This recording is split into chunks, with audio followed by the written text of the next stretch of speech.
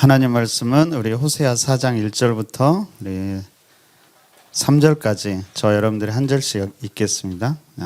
길지 않으니까 한 목소리로 한꺼번에 읽을까요? 호세아 4장 1절부터 3절까지입니다. 자, 함께 읽도록 하겠습니다. 자, 시작. 이스라엘 자손들아, 여호와의 말씀을 들으라. 여호와께서 이 땅 주민과 논쟁하시나니 이 땅에는 진실도 없고 인애도 없고 하나님을 아는 지식도 없고 오직 저주와 속임과 살인과 도둑질과 간음뿐이요 포악하여 피가 피를 뒤이음이라. 그러므로 이 땅이 슬퍼하며 거기 사는 자와 들짐승과 공중에 나는 새가 다 쇠잔할 것이요 바다의 고기도 없어지리라. 아멘. 자, 오늘은 이제 호세아서 말씀을 함께 나누려고 합니다. 여러분 말씀 묵상 잘하고 계세요? 길가의 교회가 처음부터 제일 강조한 게 말씀 묵상이잖아요. 그래서 말씀 묵상 하셔야 돼요. 내년에는 꼭 말씀 묵상 하려면은 준비가 있어야 돼요. 뭘 준비해야 될까요? 매일 성경에 저희가 하는 매일 성경을 꼭 사십시오. 내년에는. 그래서 거기에다 기록하는 습관을 여러분들이 가져야 돼요. 그래서 자주 그냥 시간이 날 때마다 보면 돼요. 그냥 말씀을 막 이해 못해도 괜찮고요. 시간이 잠깐 나네 그러면은 또 읽다가 뭔가 느낌이 오는 단어에 동그라미 치고 뭐가 기록할 거 있으면 기록하고, 정말 아무 느낌도 없다 그러면 저녁에 자기 전에 하루 일기라도 한 줄 이렇게 쓰고. 근데 그런 쓰는 습관들이 정말 중요해요. 그때 저는 성령이 임한다라고 믿어요. 그러니까 내년에는 이게 들고 다니시고, 주일 예배도 이제 받아 쓰세요. 그러면 매일 성경에 주일 예배 쓰는 칸도 있잖아요. 그러니까 매일매일 들고 다니면서 그날 나에게 주신 말씀을 잘 보면 좋을 것 같아요. 이해가 안 되면 어떻게 해야 돼요? 수요일 날 오시면 돼요. 그러면 이해가 되도록 최선을 다해서 도와드릴 테니까요. 그래도 이해가 안 된다 그러면 어떻게 해야 돼요? 새벽에 오시면 돼요. 새벽마다 하니까. 그렇게 하면서 말씀과 늘 동행하셔야 돼요. 그래서 늘 우리 삶 가운데 마음 가운데 말씀을 거하게 해야 여러분 신앙이 성장하는 거예요. 꼭 내년에는 그 일에 더 힘쓰시기 바랍니다. 자, 우리가 오늘은 호세아에 대해서 공부할 거예요. 자, 호세아는 성경책에서 어디에 속할까요? 성경은 크게 구약 성경은 크게 네 가지로 나눌 수가 있어요. 첫 번째는 뭐라고 나눌까요? 율법서. 율법서는 모세 오경이라고 돼요. 그렇죠? 모세, 창세기, 출애굽기, 레위기, 민수기, 신명기. 두 번째가 역사서라고 그래요. 역사서는 여호수아부터 어디까지예요? 에스더까지. 그 다음에 뭐가 있을까요? 그 다음에 선지서 가기 전에 성문서 또는 시가서라고도 그래요. 여기에 뭐가 있어요? 욥기, 시편, 잠언, 전도, 아가서가 계속 이 순서로 돼 있어요. 네 번째는 뭐가 있을까요? 여기가 선지서 또는 예언서라고 그래요.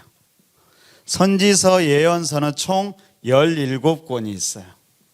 그래서 어떤 식으로 있냐면요, 대선지서, 소선지서가 있어요. 나누는 기준이 뭐라고요?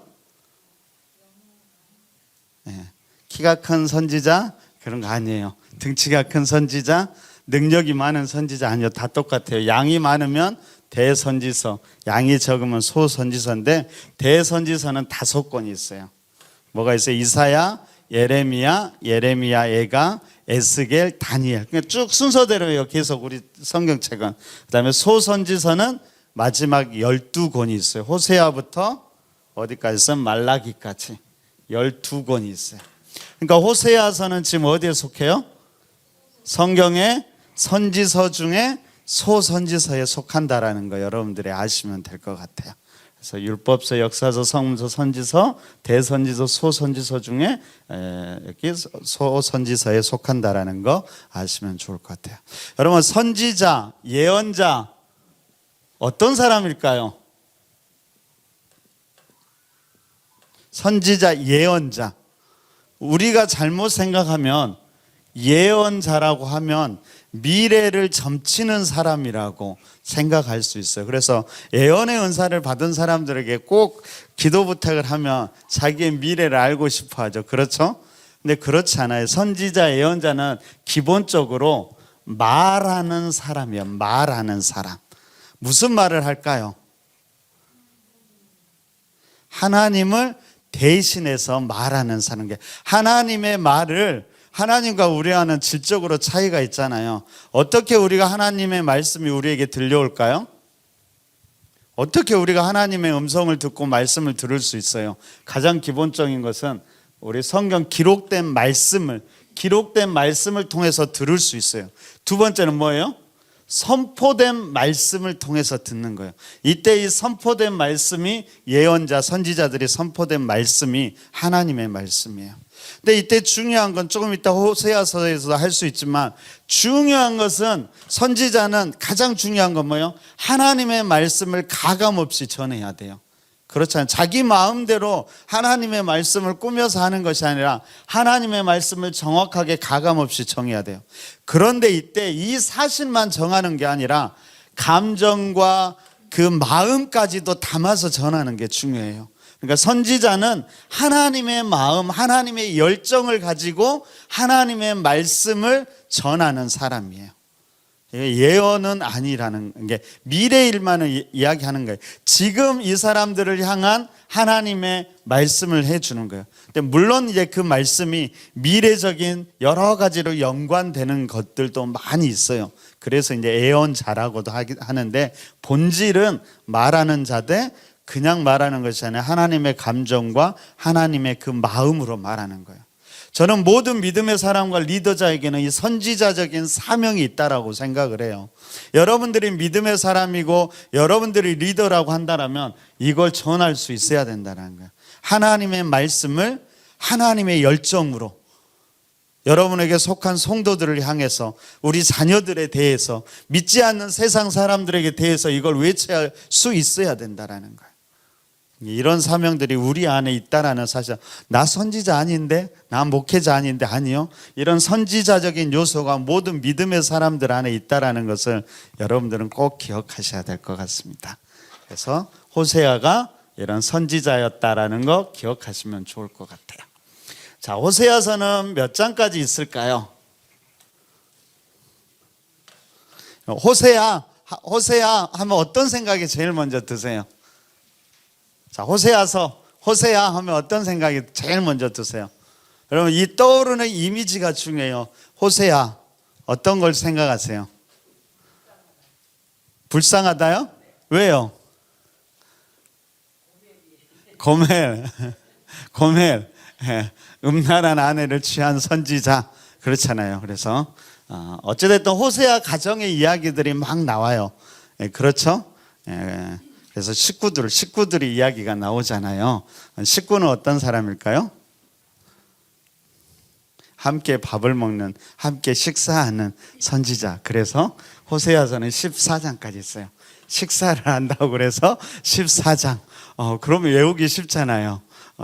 신대원 공부할 때 시험 볼 때 그 장수도 나와요. 다음 장이 틀린 것은 호세아 막 13장, 뭐 여호수아 몇 장. 그럼 이걸 기억해야 되잖아요. 입시 시험에 이런 게 나온다니까요. 그래서 호세아는 식사, 가족 이야기 14장 그러면 안 틀릴 수 있어요. 장로님 혹시 신대원 준비하실 마음이 있으면 제가 가르쳐 드리겠습니다. 자, 그건 뒤에 하도록 할게요. 그거 조금 더 해야겠네요. 선지서는 크게 세 부분으로 나눠요. 선지서는 대부분 뭔가 문제가 있을 때 하나님이 이야기하시기 때문에 뭐 포로기라든가 멸망기에 주로 이야기를 하는데 포로기를 기준으로 해서요. 포로기 전과 후로 나눠요. 자, 포로기 전에 예언했던 선지자가 누가 있냐면 이스라엘에 대해서 예언했던 선지자가 아모스와 호세아가 있어. 호세아. 유다에 대해서 예언한 선지자 포로 이전에 누가 있을까요? 오바댜는 조금 달라요. 요엘, 이사야, 미가, 스바냐, 에레미야, 하박국, 에레미야가 7권 그렇게 있어요. 또 있을까요, 없을까요? 포로 이전에 이방 나라에 대해서 예언한 선지자들이 있어요. 어떤 나라에 대해서 예언했을까요? 니느웨에 대해서 예언한 선지자 누가 있을까요? 요나와 나훔이 있나 봐요. 나훔. 네, 그 다음에 요나는 초창기 요나, 그 다음에 나훔, 그 다음에 어떤 나라가 있을까요? 에돔에 대해서 이야기한 나라가 바로 여기가 오바댜. 오바댜는 에돔에 대해서. 나머지는 이제 유다예요. 자, 포로기 때 선지자 누구 있을까요? 유명한 사람이 있어요. 대선지자 다니엘, 또 다니엘과 에스겔이 있어요. 그 다음에 포로 이후, 포로 귀환과 그 이후의 선지자들, 성경의 제일 마지막을 장식하죠. 학개, 스가랴, 말라기, 이렇게 선지자들이 있다라는. 그러니까 여기는 포로 이전에는 대부분 멸망기, 북이스라엘이 멸망기 가까워질 때 예언하고요, 남유다도 멸망기 가까워질 때 예언한 선지자들이 많이 있다라는 거예요. 그리고 특별히 이제 니느웨와 에돔은 이스라엘이 고난 가운데 이게 힘들게 했을 때 그런 가운데 예언했다라는 거로 포로기, 다니엘, 에스겔, 마지막은 포로기 이후에는 학개, 스가랴, 말라기. 물론 이제 성경책을 쓰지 않은 선지자들도 많이 있죠. 네, 그런 것들은 약간 뭐 엘리야나 엘리사 뭐 선지자들도 있잖아요. 그런 것들은 일단 제외하고 성경책은 이렇게 된다라는 거 기억하시면 좋을 것 같아요. 자, 먼저 우리는 이제 호세아에 대해서 좀 알아보도록 하겠습니다. 호세아에 대해서 알아보도록 하겠습니다. 자, 유인물을 보면서 우리가 함께 조금 보도록 할게요. 자, 오늘 책 이름의 제목, 사람 주인공도 호세아고요, 책 이름도 호세아예요. 그러면 호세아서는 누가 썼을까요? 호세아서는 누가 썼을 것 같아요? 일반 전통적으로는 호세아가 그냥 썼다라고 생각하시면 됩니다. 자, 호세아의 뜻은 어떤 뜻일까요? 구원하다라는 뜻이에요. 구원하다. 이 구원하다라는 뜻을 가진 이름이 또 있어요. 어떤 이름이 있을까요? 구원과 관련된 이름. 여호수아도 구원의 이름이에요. 또 있어요. 신약 성경에도 있어요. 누구 있어요? 예수도 구원과 관련된 이름이에요. 그러니까 사실은 원래 그 가장 기본적인 의미는 호세아, 여호수아, 예수 다 같은 의미예요. 구원과 관련된 의미예요. 그렇게 아시면 될 것 같아요. 자, 호세아하고 똑같은 이름의 사람이 또 있었어요. 누가 있을까요? 이 사람은 선지자가 아니에요. 호세아 선지자가 있는데 또 호세아가 있었어요. 유명한 사람이 있어요. 누구일까요? 저를 그렇게 쳐다만 보면 제가 어떻게 하라고요? 호세아는 북이스라엘의 마지막 왕.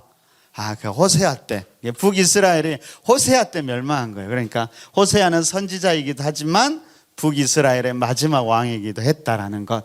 그리고 여호수아, 예수와 다 같은 원 뜻을 가지고 있다라는 거 아시면 될 것 같아요. 자, 호세아의 이제 가정을 좀 살펴봐야겠어요. 호세아의 가정, 아내가 누구일까요? 고멜. 고멜은 어떤 여자? 그냥 쉽게 이야기하면 우리들 인상 속에서는 음란한 여자로 알려져 있어요. 그 다음에 디블라임의 딸이라고 하고요, 고멜이라는 뜻은 마지막 끝, 그 뜻을 가지고 있다고 그래요. 자, 자녀들은 몇 명 있었을까요? 네, 3명 있었던 것 같아요. 1남, 2남 1녀. 2남 1녀가 있어요. 그러니까 첫째가 이스르엘이에요. 자, 이스르엘의 뜻은 뭘까요? 원래는 하나님이 뿌려주심이라는 뜻이고요. 여러분, 이스라엘은 어떤 게 있냐면 이스라엘 평야가 유명해요. 그러니까 그 원래 지중해하고 갈릴리 사이에 있는 그 비옥한 토지를 이스라엘이라고 했어요. 원래 이 이스라엘은 축복된 이름이었어요. 그런데 나중에 이 이스라엘에서 한 가지 다른 예언이 선포돼요. 그게 뭐냐면은 아합 때 나봇의 포도원이 여기에 있었어요. 그러니까 토지가 비옥한 땅에서 포도원이 너무나 잘 된 거예요. 근데 아합이 지나가다가 이 나봇의 포도원을 보니까 너무 갖고 싶었던 거예요. 근데 막 함부로 왕의 체면이 있지 어떻게 뺏을 수 있는 방법이 없어. 그래서 막 식음을 전폐하고 있으니까 누가? 아내 이세벨. 여자가 중요해요. 대통령도 여자가 중요하고 우리 가정에서도 여자가 중요해요. 이세벨이 적극적인 여자였어요. 그래서 야, 뭘 그리 걱정하냐고, 내가 찾아줄 테니까 밥 먹으라고. 밥도 안 먹고 있으니까 밥 먹어 내가 그거 다 갖게 해줄게. 그래서 거짓 증인 2명을 세워가지고 왕을 모함한다 해서 이 나봇을 죽이고 이걸 빼앗았어요. 그때 하나님의 심판의 예언이 주어져요. 바로 지금 이스라엘 이름은 이때를 이야기하는 거예요. 그러니까 첫째를 통해서 이스라엘 너희를 어떻게 하겠다? 심판하시겠다라는 뜻으로 이렇게 주신 거예요. 자, 두 번째 이름은 누굴까요? 둘째와 셋째는 처음에 앞에가 뭐가 들어가냐면 로가 들어가요. 로는 노라 아니다라는 뜻이에요. 아니다. 원래 둘째는 원래 이스라엘은 어떤 거냐면 루하마였어요. 루하마는 어떤 뜻일까요? 루하마. 그것은 긍휼히 여김을 받은 자예요. 원래 이스라엘은 항상 하나님의 자녀로 긍휼을 여김을 받는데 지금 어떤 사람과 루하마라고 그래서 로는 뭐다? 아니다, 노다. 그러니까 긍휼을 받지 못하다. 그 다음에 암미는 뭐냐면 내 백성이라는 뜻이에요. 내 백성은 아니다 그랬어요. 이제 조금 이따 왜 이렇게 했는지를 살펴보도록 할게요. 이렇게 살펴보도록 하겠습니다. 그러면은 하나님이 이걸 지금 누구한테 이걸 하라고 그랬어요? 호세아 선지자에게 하라고 그랬어요. 야, 갑자기 이렇게 하라면 할 수 있을까? 제가 오전에도 얘기했는데 저는 결혼을 해서 이제 저한테는 이런 명령을 안 하실 거예요.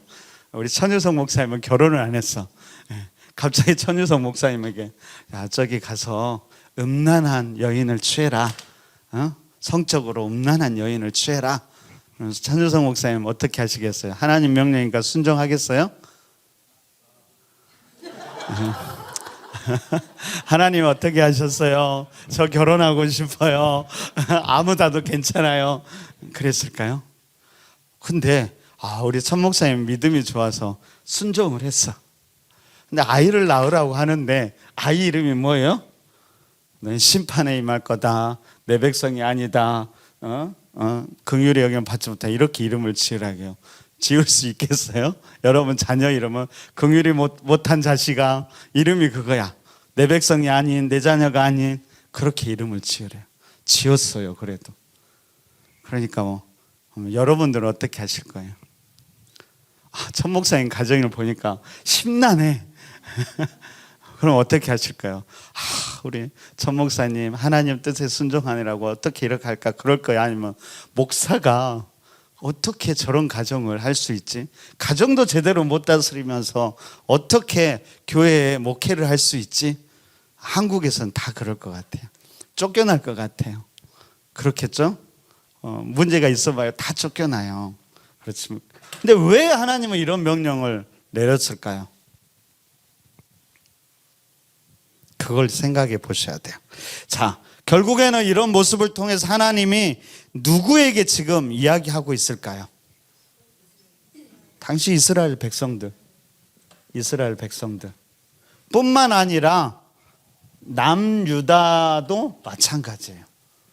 뿐만 아니라 지금 우리에게 가장 중요한 것은 이걸 지금 우리에게 주시는 음성으로 들을 수 있어야 돼요. 그래서 이 성경을 읽으면서 중요한 것은 이제 1차 대상자는 이스라엘, 그리고 동시에 유다에 대한 이야기도 많이 있어요. 어떤 신학자들은 그렇게 호세아가 북이스라엘에 대해서 예언했지만 예언했던 장소는 남유다라고 이야기를 해요. 왜 그러냐면 남유다에 대한 이야기도 호세아서 안에 많이 있는 거예요. 그래서 이스라엘뿐만 아니라 남유다도 마찬가지다. 그리고 우리에게도 마찬가지라는 사실을 기억하면 좋을 것 같습니다. 자, 이제 호세아서를 읽을 때 자, 잠깐 닦을 때니까요. 졸리는 사람은 한 30초간 주무세요. 자, 선지서를 볼 때는 제일 중요한 게 역사서를 배경으로 여러분들 보셔야 돼요. 그러니까 역사적인 배경이 중요하다는 거예요. 막 뭐가 막 몰래 이렇게 막 와요. 그거 뺏어갔어요. 하나를 더 사주세요. 자, 선지서를 볼 때 이제 역사적 배경이 중요한데요. 자, 우리 호세아 1장 1절을 함께 보도록 하겠습니다. 호세아 1장 1절. 성경책이 없으신 분은 성경책을 가지고 오셔야 돼요. 1장 1절이 중요해요. 함께 읽습니다. 자, 시작. 우시야와 요담과 아하스와 히스기야가 이어 유다 왕이 된 시대, 곧 요아스의 아들 여로보암이 이스라엘 왕이 된 시대에 부에리의 아들 호세아에게 임한 여호와의 말씀이니라. 자, 1장 1절은 언제 이 예언의 말씀이 주어졌는가를 이야기하고 있어요. 언제 주어졌냐면 남유다와 북이스라엘을 나눠서 이야기하고 있어요. 남유다 왕은 누구 때? 우시야, 요담, 아하스, 히스기야 때까지. 북이스라엘은 누구 때? 여로보암 때. 자, 호세아 선지자는 어느 때 예언을 했을까요? 지금 호세아 선지자는 1차적으로 북이스라엘에 대해서 선포해요? 남유다에 대해서 선포해요? 남유다요? 제가 이렇게 열심히 했는데 갑자기 남유다라고 하면 제가 도대체 뭐가 남지? 주여. 자, 북이스라엘에 대해서, 그러니까 여로보암 때예요. 근데 여로보암은 약 30년 정도가 통치가 되는데, 그런데 우시야 누구요? 요아스? 네. 요담, 우시와 요담, 아하스, 히스기야 시대는 100년 정도 돼요. 이게 안 맞잖아요. 그럼 언제 얘기했지? 그래서 많은 신학자들은 일반적으로 여로보암 거의 이제 끝나갈 시점부터 어디까지냐면 멸망 직전까지. 여기 히스기야 때 북이스라엘이 멸망을 해요. 누구 왕이라고요? 이때 호세아 왕 때. 그러니까 여로보암 다음에 누가 있냐면 제가 적어놨잖아요. 나는 여로보암, 그 다음에 누구 있어요? 스가랴, 살륨, 무나헴, 부가이야, 베가, 호세아. 스가랴부터 호세아 때까지인데 이때는 혼란기예요. 혼란기. 이 시점 멸망 직전까지 이 시기에서 예언을 했을 거라고 생각을 해요. 그래서 이때 호세아. 근데 중요한 게 이거예요. 이 시점이 그러면은 이 시대가 어떤 시대였냐 그거예요. 이 여로보암 때는 북이스라엘에서 정말 이제 남유다 통일왕국 다윗과 솔로몬 시대에 비견될 만큼 정치적으로는 안정돼 있고요. 경제적으로는 풍요로운 시대였어요. 그러니까 가장 북이스라엘에서 풍성했던 시대가 여로보암 시대였다라는 거예요. 모두가 다 풍성하고 있는데 그때 이제 호세아가 선지자가 예언을 했다라는 거예요. 그런데 중요한 것은 한참 풍성할 때가 아니라 이제 거의 이것이 끝나갈 무렵, 그리고 이제 곧 급박한 혼란기로 접어드는 시점에서 호세아 선지자가 예언을 했다라는 거예요. 그러니까 호세아 선지자는 뭐예요? 너희들이 이렇게 평안하고 풍성하다라고 모든 것이 괜찮다고 생각해서는 안 된다는 거예요. 너희가 영적으로 문제가 있어서 곧 너희는 급격하게, 이게 완만하게 혼란기로 들어가지 않아요.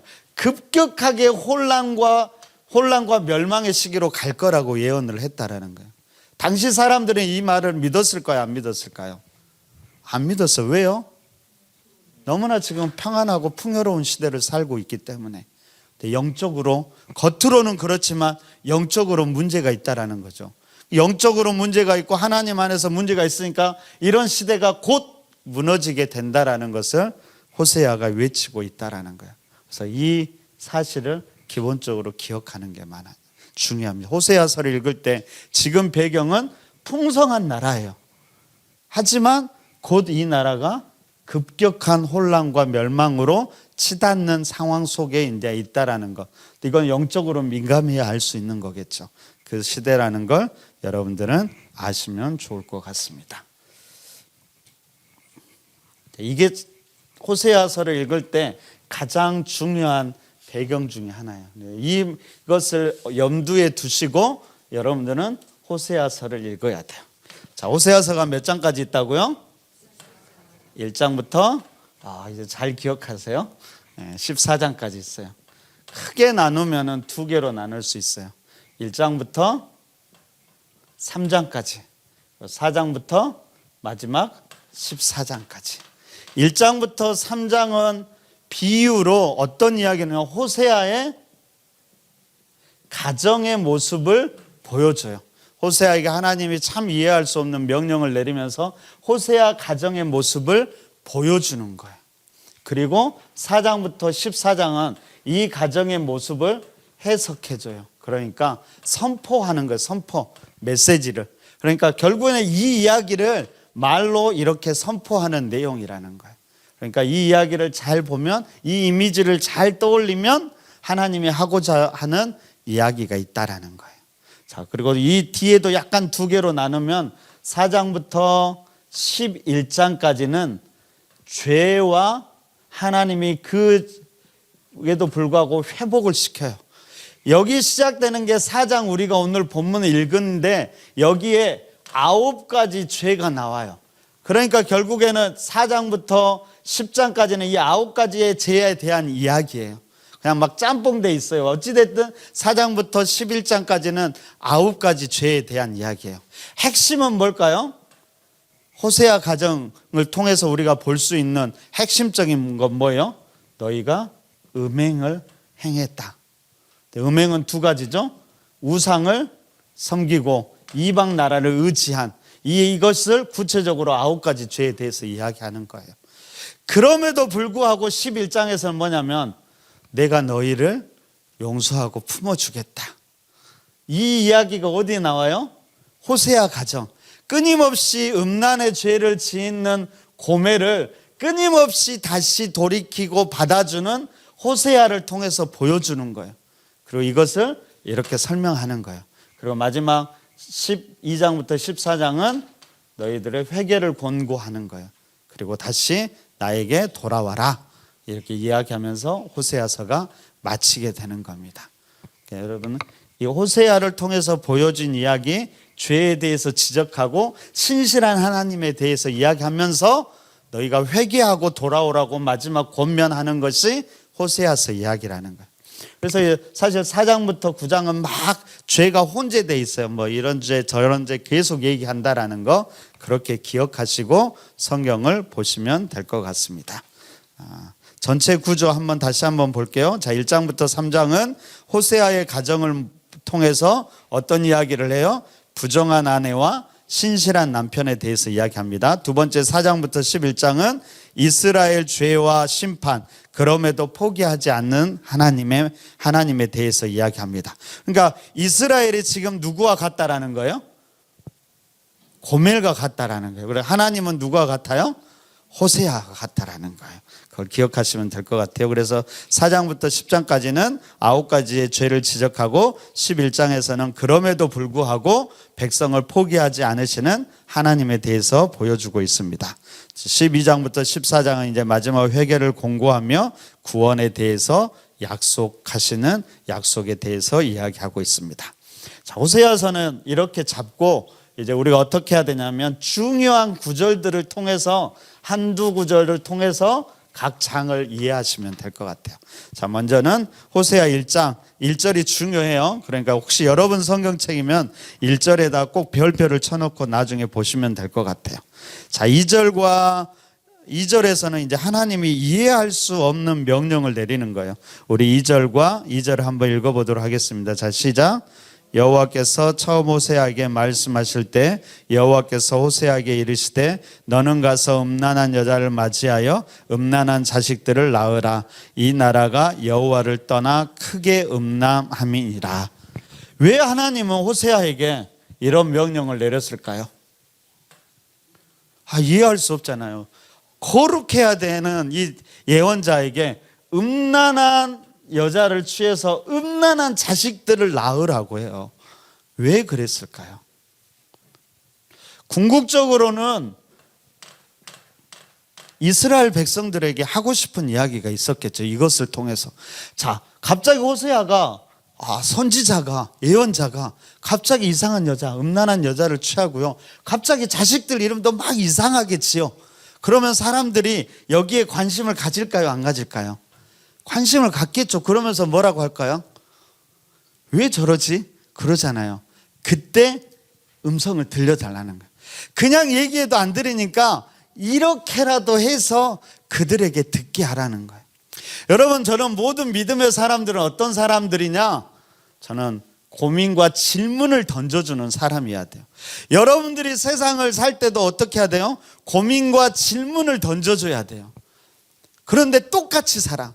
아무리 믿는 사람을 봐도 다르지 않아. 고민과 전혀 없어. 우리 너무 친해. 그래, 고민이 없어. 뭘 어떻게 전해주라는 거야. 고민과 질문을 던져줘야죠. 왜요? 믿음의 사람들은 믿음의 법칙으로 살아가야 되잖아요. 이 믿음의 법칙은 분명히 세상의 법칙과 다르잖아요. 그러니까 믿음의 법칙으로 살아가면 세상 사람들이 당연히 질문을 던져야죠. 분명히 이런 상황 속에서는 이렇게 하는 게 누구나 다 인정하는데 왜 저렇게 하지? 너는 왜 저렇게 해? 그런 질문을 던져줘야 그때 이야기하죠. 이래. 제가 오전에도 이야기했는데요. 우리가 꼭 전도를 하라고 해요. 전도지 가지고 전도로 복음을 전해야 됩니다라고 하면 꼭 뭐라고 하는지 아세요? 목사님, 요즘 시대에 누가 전도지 갖고 전도해요? 삶의 예배, 삶의 전도가 중요해요 라고 해놓고 어떻게 살까요? 여러분, 삶의 전도라는 것, 삶으로 전도하는 게 중요해요. 그러면 어떻게 살아야 돼요? 질문을 던져줘야죠. 질문을 던져주지도 않고 똑같이 살아가면서 말로는 삶으로 전도를 해야 된다고 그래요. 아니요, 삶으로 전도하기 위해서는 세상 사람들에게 나의 삶을 통해서 질문을 던져줘야죠. 너는 왜 그렇게 해?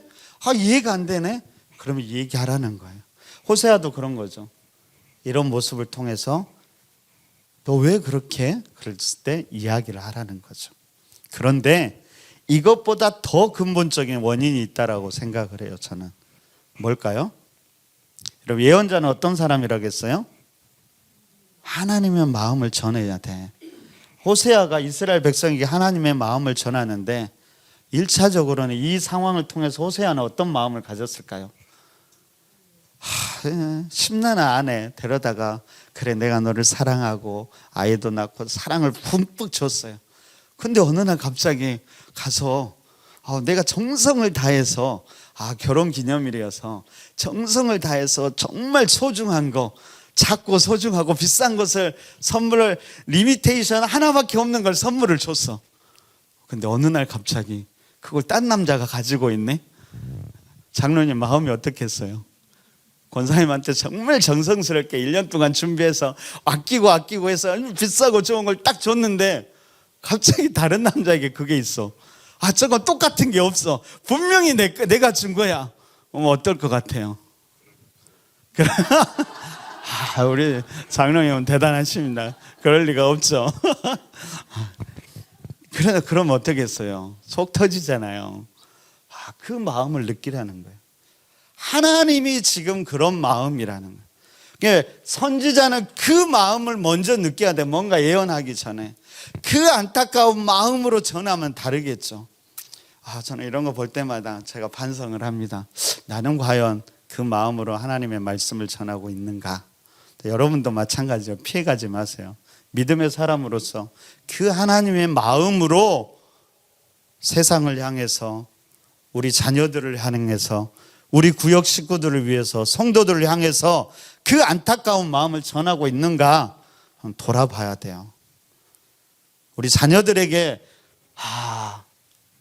어떻게든 믿게 해야 돼요. 그러면 다 그래요. 목사님, 너무나 피곤해 있는 우리 자녀들 주일날 예배 안 드려도 자고 있으면 너무 마음이 아파요. 저도 그럴 때가 있어요. 하나님의 마음은 어떤 마음일까? 깊이 한번 돌아봐. 그 애절한 마음으로 우리는 과연 우리 자녀들에게, 우리 구역 식구들에게, 성도들에게 하나님의 말씀을 전하고 하나님의 마음을 전해주는가? 우리는 돌아봐야 된다라는 거죠. 꼭 돌아보시기 바랍니다. 자, 10절을 보십시오. 우리 10절 함께 읽을까요? 1장 자 함께 읽으면 시작. 그러나 이스라엘 자손의 수가 바닷가의 모래같이 되어서 헤아릴 수도 없고 셀 수도 없을 것이며 전에 그들에게 이르기를 너희는 내 백성이 아니라 한 곳에서 그들에게 이르기를 너희는 살아계신 하나님의 아들들이라 할 것이라. 그러나 너희들은 그렇게 음란하고 나를 늘 배반하지만 그러나 내가 너희를 다시 일으키겠다. 이것이 이제 전체적인 호세아서의 메시지라는 것들을 기억하시면 좋을 것 같습니다. 자, 2장에는 어떤 이야기가 나오냐면 신실하지 못한 아내와 신실한 남편의 이야기가 나옵니다. 그래서 2장의 2절을 보면 이스라엘 대표적인 죄가 뭐냐면은 음행. 그래서 음행은 뭐예요? 우상과 이방 나라를 의지한다라는 거예요. 하지만 하나님은 여전히 신실하게 사랑하신다라는 것을 이야기하고 있습니다. 14절부터 우리 17절까지 한 절씩 교독해 볼게요. 제가 14절 읽습니다. 2장 14절입니다. 그러므로 보라 내가 그를 타일로 거친 들로 데리고 가서 말로 위로하고 거기서 비로소 그의 포도원을 그에게 주고 아골 골짜기로 소망의 문을 삼아 주리니 그가 거기서 응대하기를 어렸을 때와 애굽 땅에서 올라오던 날과 같이 하리라. 여호와께서 이르시되 그날에 내가 나를 내 남편이라 일컫고 다시는 내 바알이라 일컫지 아니하리라. 내가 바알들의 이름을 그의 입에서 제거하여 다시는 그의 이름을 기억하여 부르는 일이 없게 하리라. 호세아가 아무리 사랑을 줘도 고멜이 계속 호세아를 배반하는 거예요. 끊임없이 하지만 하나님은 어떻게 해요? 끊임없이 그를 품어주는 거예요. 14절을 보니까 그를 내가 타이른다고 그래요. 다시 설득하고 다시 그러면 안 되자 우리 서로 사랑하자 말로 다시 이렇게 한다라는 거예요. 타일러서 어디로 가요?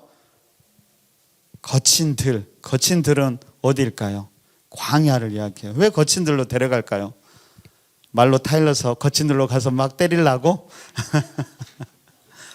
거친 들은 광야로 다른 것에 방해 없이 오직 나와 너만이 집중할 수 있는 공간이에요.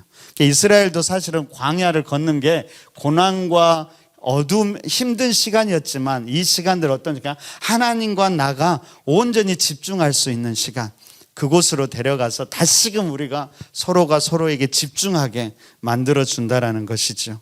그래서 어떻게 해요? 거기서 또 말로 위로하고 괜찮아, 격려해주고, 그리고 아골 골짜기 같은, 그러니까 죽음과 멸망의 그런 것을 다시 소망의 문으로 삼아주고, 뭐라고 그래요? 다시 내 바알이라 하지 않고 내 남편이라고 다시 관계를 회복시켜 준다라는 거예요. 어떻게든 회복시켜 준다라는 거예요. 그 신실하신 지금 호세아 모습을 통해 우리 신실하신 하나님의 모습을 보여주고 있다라는 거예요. 그런데도 어떻게 해요? 고멜이 또 바람을 피러 갔어요. 그러니까 3장에서 이제 뭐라고 할까요? 1절과 2절을 볼까요? 3장, 자 함께 읽습니다. 3장 1절 2절, 자 시작.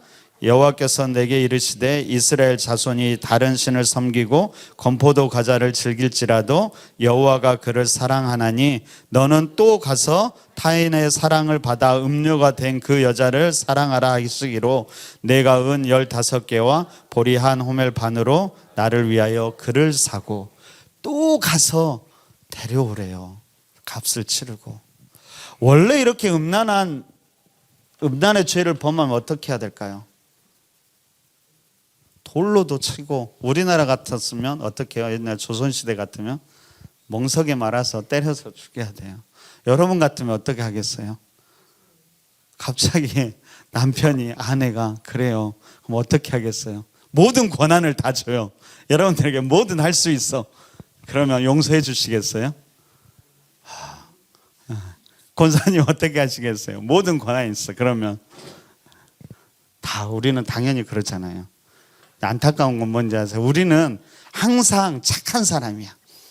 우리는 항상 하나님 편이야. 근데 성경이 오늘 호세아를 통해서 말하고 싶은 건 뭘까요? 그 고멜이 너야. 네가 지금 신실한 남편이 아니라, 신실한 하나님 편이 아니라, 이 음란한 여인, 이 음란하고 죄를 지은 사람이 다른 사람이 아니라 너라니까 지금 그걸 얘기하고 있어요. 우리가 고멜이라는 거예요. 호세아서를 읽으면서 잊지 말아야 될 것이에요. 아, 나는 호세아야. 나는 늘 사랑하고 받아주고 용서해. 아니요. 우리는 끊임없이 하나님으로부터 배반하고 떠나는 음란한 고멜과 같은 자들이라는 것을 잊지 말라는 거예요. 하지만 하나님이 끊임없이 다시 데려오고 다시 데려오고 하죠.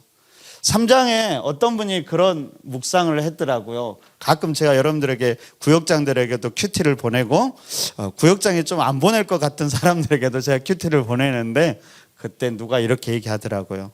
호세아는 뭘로 다시 사왔어요? 은 15개와 보리 한 호멜 반으로 다시 또 데려왔는데, 예수님은 우리를 구원하기 위해서 어떻게 하셨을까요? 십자가로 자기의 생명을 드렸잖아요. 그러면 우리는 어떻게 살아야 될까요?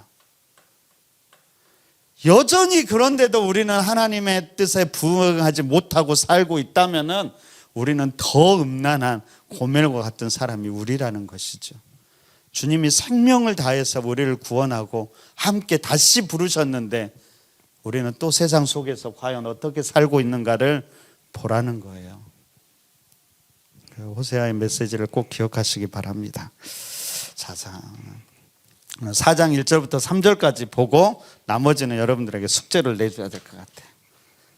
자, 4장 이제 1장부터 3장 이 이야기가 이제 4장부터 이제 말로 선포로 되어지는 거예요. 핵심은 4장 1절부터 3절까지예요. 우리 1절부터 3절 다시 한번 보세요. 자, 1절 보세요. 이스라엘 자손들아 여호와의 말씀을 들으라. 여호와께서 이 땅 주민과 논쟁하시나니 이 땅에는 뭣도 없고 진실도 없고 인애도 없고 하나님을 아는 지식도 없고 뭐만 있어요? 저주와 속임과 살인과 도둑질과 간음이요 뿐이요 포악하여 피가 피를 뒤이음이라. 자, 이스라엘 백성들의 대표적인 죄가 여기 다 있어요. 처음에는 뭐예요?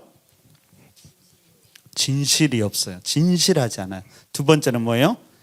인애가 없어요. 인애. 진실과 인애는 사실은 신실함을 바탕으로 해요. 하나님을 향해서 신실하지 않다라는 거예요. 그리고 또 뭐라고 그래요? 하나님을 아는 지식도 없다라는. 결국 이들이 그래서 어떻게 돼요? 저주만 있고요, 속이고요, 살인과 도둑질, 간음, 포악함이 넘쳐난다라는. 신학자들은 이것을 십계명과 관련된 죄라고 이야기를 해요. 자, 그럼 한번 생각해 볼까요? 십계명과 어떻게 관련될까요? 자, 첫 번째 뭐예요? 자, 저주는 3계명과 관련된다라고 해요. 그러니까 다른 사람의 죄를 지적하며 하나님의 이름으로 함부로 저주하는 행위, 그런 행위 3계명과 관련되고요. 속임, 거짓말 몇 계명과 관련될까요? 10계명 중에서 거짓 증거하지 말아라 몇 계명? 9계명. 그리고 살인 몇 계명? 살인하지 말라 6계명. 도둑질하지 말라 7계명. 간음하지 말라 8계명. 그러니까 이 10계명을 결국에는 어기고 있다라는 거예요. 그럼 무슨 말일까요? 10계명은 뭐예요?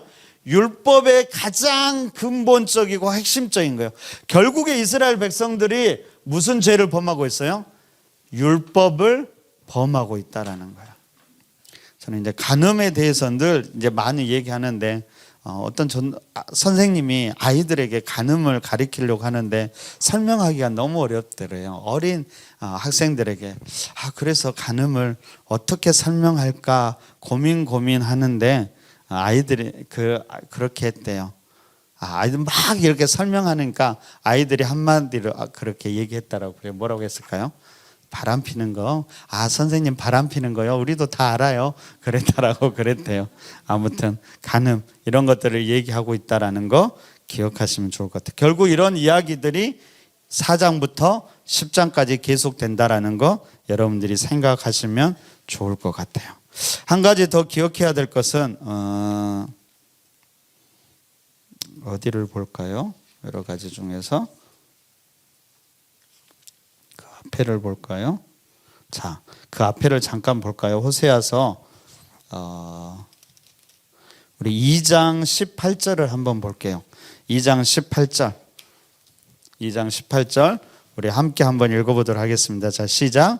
그날에는 내가 그들을 위하여 들짐승과 공중의 새와 땅의 곤충과 더불어 언약을 맺으며 또 이 땅에서 활과 칼을 꺾어 전쟁을 없이 하고 그들로 평안히 눕게 하리라. 그날은 어떤 날을 말할까요? 바로 하나님과 우리가 회복된 날. 다시금 우리가 죄를 돌이켜서 하나님과 우리의 언약이 다시 회복되는 날. 그날에 어떻게 한다고요? 들짐승과 공중의 새와 땅의 곤충과도 더불어 언약을 다시 회복하고요. 뿐만 아니라 이 땅에서 활과 칼을 꺾어 전쟁을 없이 하여 평안하게 만든다는. 여러분, 이 땅이 모든 세계가 자연이 고통을 당하고 있어요. 원인이 뭐예요? 이 땅에 평화가 없고 갈등과 전쟁이 넘쳐나요. 원인이 뭐냐고요? 우리의 죄 때문에. 여러분, 창세기를 보면 인간이 하나님이 먹지 말라는 선악과를 따먹자 일어난 일이 뭐가 있을까요? 인간이 하나님 앞에서 이제는 죽게 됐을 뿐만 아니라 이 인간으로 인해서 모든 자연이 땅이 소산물을 풍성히 내지 않고요, 모든 관계가 깨어진다라는 거예요. 그러니까 세상에 결국에 이런 갈등과 고난과 탄식을 어디에서부터 오냐면 인간의 죄에서부터 온다라는 게 성경적인 관점이에요. 그러면 이런 세상을 다시 회복하기 위해서는 무엇부터 시작해야 돼요? 믿음의 나와 하나님의 관계가 회복되었을 때 세상이 회복된다라는 거예요. 우리가 하나님 앞에 신실하게 다시금 회복되는 것, 우리에서만 끝나지 않는다라는 거예요. 이것이 바로 이 땅을 회복시키는 길이고요, 이 땅을 평화로 만드는 길이라는 거예요.